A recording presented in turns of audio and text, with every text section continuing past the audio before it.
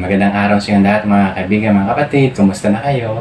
Magkakaroon tayo ng maiksing pag-aaral patungkol sa repentance and remission of sin. Repentance and remission of sins. Ang lesson natin ngayon ay very much related doon sa ating previous topic ay meron ding word na repentance dito. Ito ay kinuha ko doon sa Book of Luke chapter 24 verse 47. Ito yung buong verse ng Luke chapter 24 verse 47.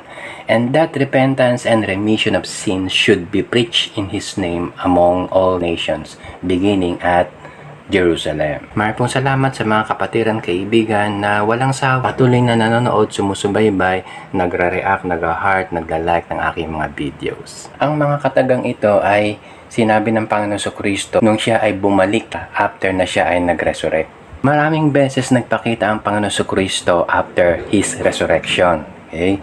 Unang-una kay Mary Magdalene, then kay Peter, and then dun sa mga apostol. Ang senaryo naman dito, nagpakita siya sa upper room kung saan nagtitipon yung mga disipulo, yung church sa Jerusalem. At bigla na lang siyang dumating doon sa kalagitnaan nila. Basahin ko yung 4 na verses simula doon sa Luke 24 verse 46 hanggang 49. Ito yung mga sinabi ng Panginoon Kristo sa mga disipulo dito sa upper room. Verse 46, And said unto them, Thus it is written, and thus it is behoved Christ to suffer, and to rise from the dead the third day. Verse 47, And that repentance and remission of sins should be preached in His name among all nations, beginning at Jerusalem. And ye are witnesses to these things.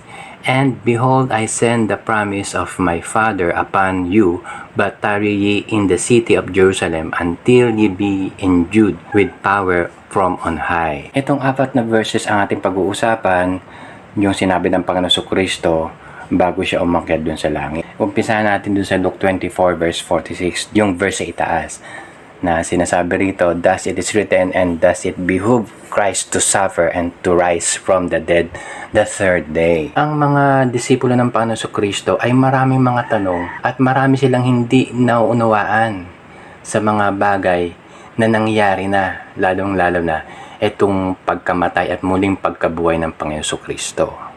Na ito ay kinakailangang mangyari kasi ito lang yung tanging paraan para makumpleto yung ebanghelyo, yung gospel, kasi ang gospel, Christ's death, burial, and resurrection.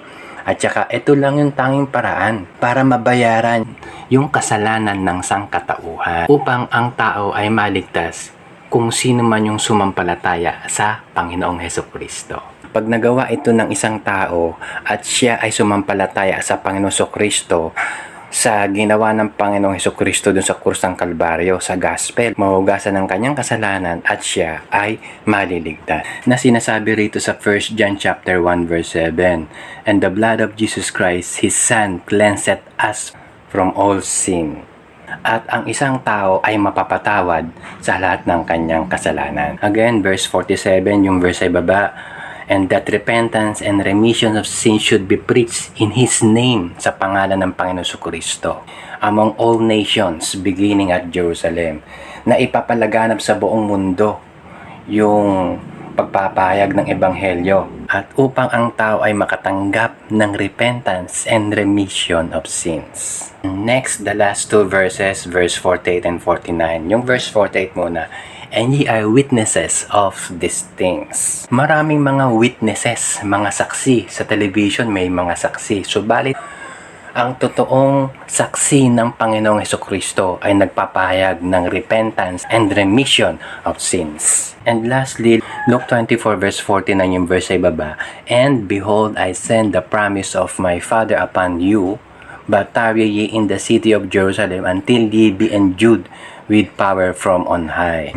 Yung promise of my Father na tinutukoy ng Panginoon Kristo dito ay yung Holy Spirit, na hintayin nila yung Holy Spirit na dumating para ang Holy Spirit ay mag-indwell na sa puso ng bawat mananampalataya. At ito ay nangyari doon sa Acts chapter 2. Yun lang po mga kaibigan, mga kapatid. Maraming pong salamat muli sa inyong pagsubaybay. Hanggang sa muli, pagpalain tayo ng ating Panginoon.